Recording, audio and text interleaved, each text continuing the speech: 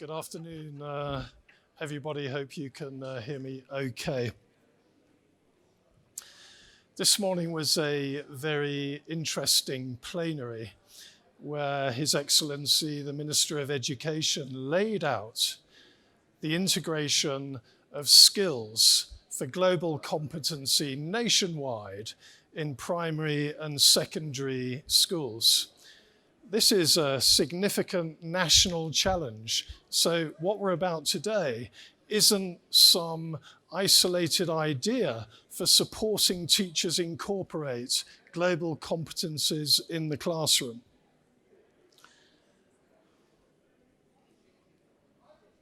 Rather unpromisingly, the first phrase for my talk is innovative idea, but the main argument I want to share with you over a quarter of an hour is that one single idea won't do. We need more than an idea to develop a program of pedagogic innovation related to global competence or any competence for that matter. So, lesson study is an important innovation idea because it addresses head-on some of the intrinsic problems of professional development in certain contexts. So I've carried out some national research into professional learning, and the results are disappointing. So we often see teachers learning the wrong things in isolated, one-off PD workshops. They learn these things, say the wrong things that teachers learn, are things that professional development providers declare as important, but they don't speak into the teacher's world. They don't speak into the problems that teachers face next week with these lessons, with these classes at my school. Often, workshop training is like this. Somebody standing in front of you, talking at you, and talking in abstract terms. And so you, the teacher, still have the difficulty of transferring what somebody like me says into your classroom. This is the problem of transfer. It's what's wrong with professional development processes. So teachers learn in the wrong ways. You sit passively, you listen, and you get bored, and you switch off after about 2 minutes. Result, no impact on your practice. Very often the professional development is delivered in contexts that you can't relate to. So the professional development is so generalized or relates to a particular context that isn't yours. So the professional development does not belong to you. It belongs to the professional development provider. And because of all these reasons, the passive delivery of professional development, the wholly decontextualized nature of the professional learning experience means it has zero or very little impact on classroom practice. Lesson study, however, addresses these difficulties and shortcomings. What are the benefits of lesson study? Research shows that lesson study has positive influence on student learning. So students understand their subjects better. They develop increased learning efficiency, which is to say that they develop a wider, more flexible range of learning practices to bring to their subject learning. And teachers who participate in lesson study see improved attainment outcomes for the students that they teach. There are also benefits for the teachers. They develop a stronger self-efficacy. They develop a stronger belief in my capacity to improve my students' learning. My knowledge, my practice, my professionalism, my identity, my commitment to teaching improves. The quality of my teaching practice improves. There's a more explicit focus and heightened awareness of diverse learning needs of pupils. And we'll go into why lesson study and how lesson study leads to these improvements in teaching practice. But there are wider benefits. Lesson study also strengthens the school's culture by making the learning that teachers undertake fit with the real life context of their work. There's a fostering of a collaborative culture in the school where schools adopt lesson study. There's enhanced trust and collegiality among teachers, and there's joint decision-making and a sense of ownership. Why is lesson study worth attending to? And why should we stop decontextualized workshop training? The knowledge that teachers have is wide-ranging. Your knowledge is wide-ranging. A doctor's knowledge is codified, it's in the books, I can access it easily, and I can use, as a doctor, one piece of knowledge to solve one problem, this or that patient with this or that, these or those symptoms. A teacher never has the luxury of a single problem and doesn't have a luxury of a codified professional knowledge. Look at the range of a teacher's professional knowledge. They know subject content. They know, you know about teaching practices, pedagogic knowledge. You know about your curriculum. You know about your students. You know about the educational context. You know about goals, ends, purposes, and values. And every time you teach, you bring and synthesize all of these different facets of knowledge to the teaching task. But there in the center, pedagogic content knowledge.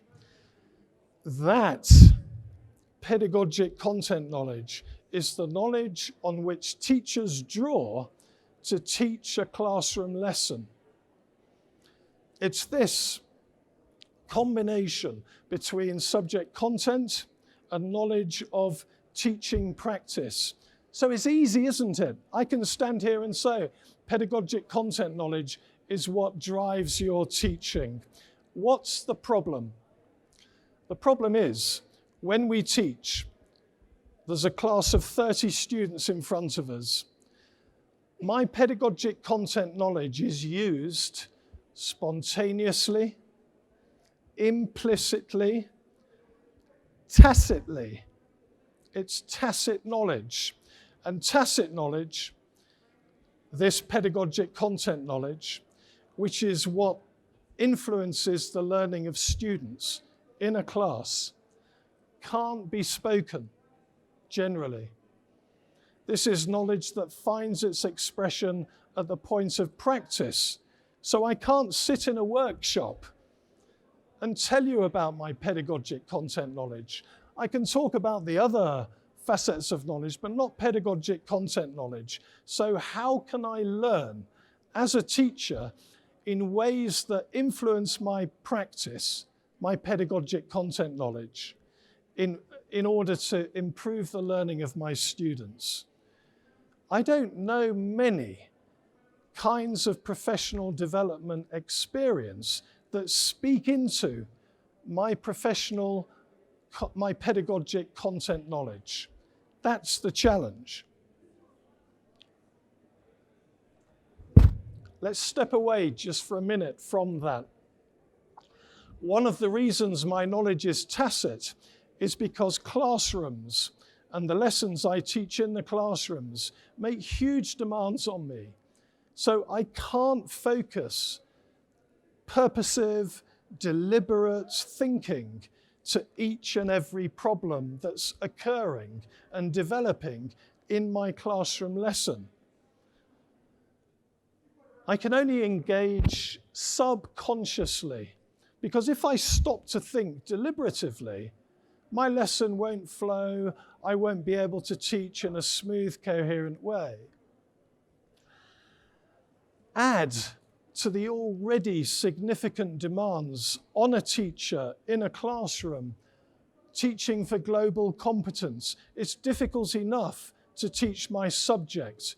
Now I need to foster a sense of global competence.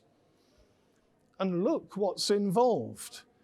It's a heavy challenge for teachers to be asked to incorporate this into your curriculum teaching lessons. You're to examine local, global, and intercultural issues, appreciate multiple international perspectives, take action for collective well-being and sustainable development. That's just on that side. On this side, in order for me to engage in this global world where today's knowledge is quickly outmoded, where problems require more than me thinking and problem solving by myself, I need to learn how to collaborate, how to develop relationships of trust, and to develop the learning practices that help me and others resolve problems that arise. In other words, I need to foster among my students collaboration and leadership, critical thinking, digital literacy, lifelong learning. I need, in other words, to nurture the capacity to learn anything in any context among my students. On top of my subject teaching, on top of my preparing the students I teach to take their exams, I need to do this as well. So how and what kind of professional development can help me to do it? Here's the knowledge that I use to teach anything in any lesson with any class. I draw on 20% explicit knowledge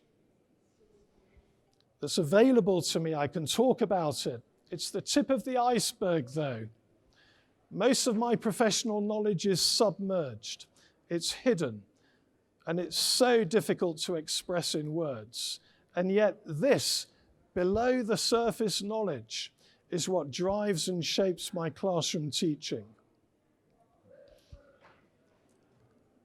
My argument is that professional development experiences need to find a way of reaching this submerged, tacit, pedagogic content knowledge that's below the surface, finds expression in practice, not in words, is experience-based. Lesson study has been found to be a very powerful model and framework for helping teachers develop the experiential based knowledge which they have. Very, very briefly, what's involved? Teachers in small groups of perhaps 3 or 4 or 5 gather together with a curriculum teaching problem. And the problem might be, I really struggle when I try to support my students divide fractions or whatever. That's the starting point. Just imagine you're working with colleagues. Do you have the trust? Do you have the communication skills?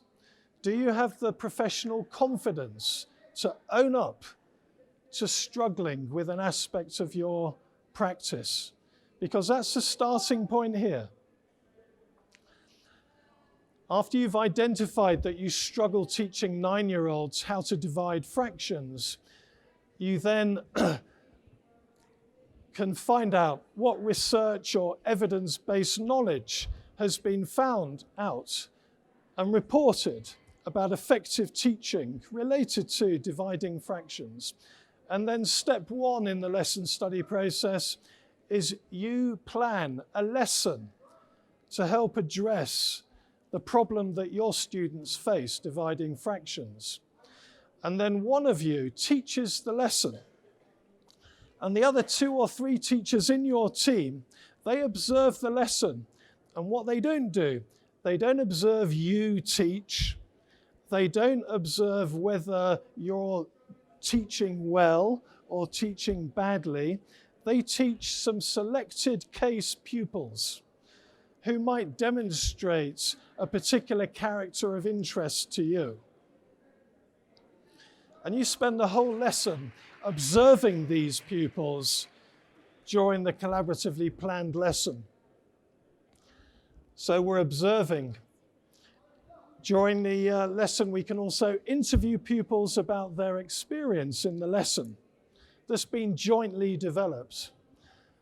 And then the third stage is the teachers meet to evaluate the lesson. They don't evaluate the teacher. They evaluate the effectiveness of the lesson for addressing the difficulty that students have with dividing fractions. And the outcome of the evaluation meeting is the lesson is refined. The lesson is improved, which means the power of your teaching, the vehicle of your teaching is the lesson. And the lesson that you plan becomes refined through successive processes of collaborative planning, joint observation, and evaluation. Lesson study through these practical arrangements is a powerful local innovation space for groups of teachers. And it's absolutely fantastic for groups of teachers. But on its own, it carries no weight whatsoever, given the Ministry of Education's ambition of nationwide pedagogic reform and improvement. So the idea on its own, my idea, lesson study idea, whatever the idea is, it's never enough on its own.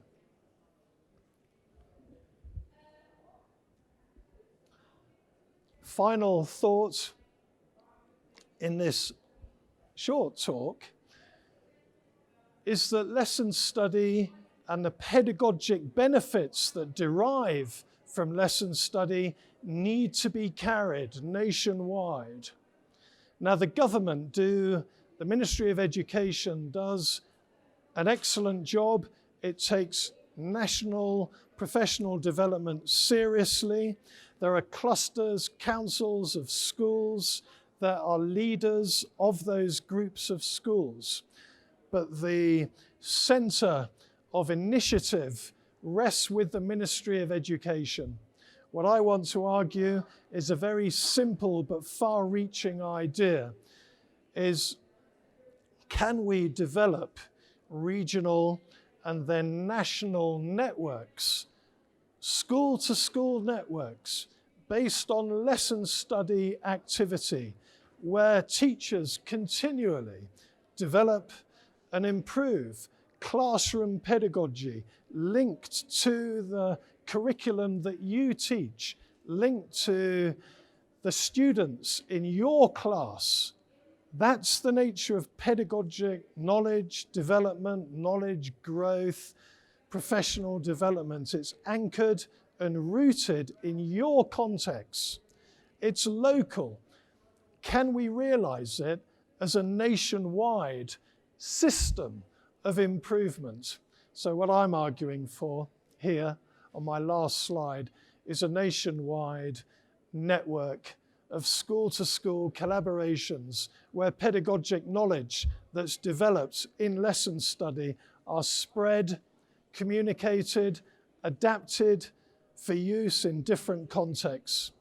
And then the vision would be to archive video records of the refined lessons of good practice linked to every element of the curriculum.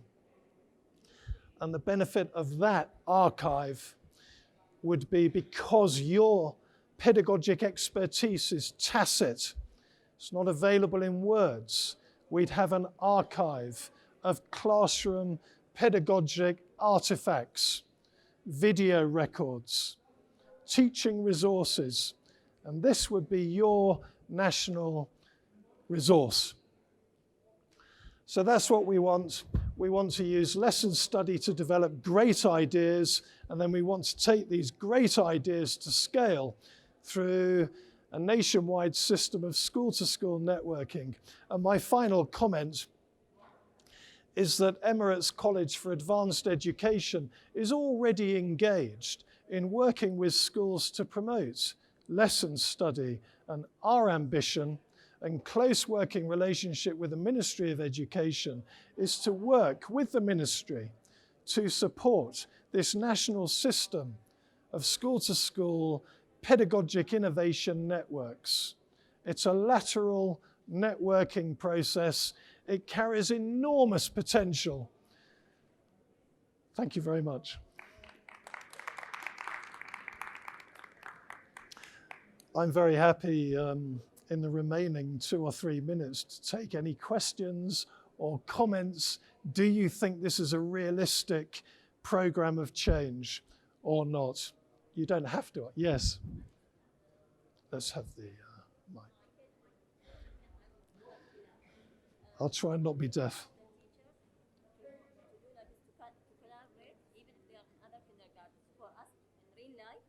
Sometimes I ask my friend, I'm friend with her like 10 years, and then I ask her, like, I know that they are trying something that's very successful in their kindergarten, and then I want to use it in our kindergarten, but then she says, no, it's like it's restricted to our kindergarten, and I can't share it with you. So we are not helping each other. This is a fantastic question. The question is, if I've understood it rightly, it's all very well to talk about sharing pedagogic knowledge, but schools and teachers are very protective of their great idea. Well, can I respond to that? So part of this whole idea of being in the 21st century knowledge society is that I don't gain an advantage by protecting what I know, actually. I gain an advantage by giving away free gifts. I give away my best, my very best ideas. Because if I give you my best ideas, I can come to you in future and we have a reciprocation. And that's something perhaps that the ministry can support. That growth of a networking, gift-giving culture for professional knowledge growth nationwide. Thank you. Thank you very much, everyone.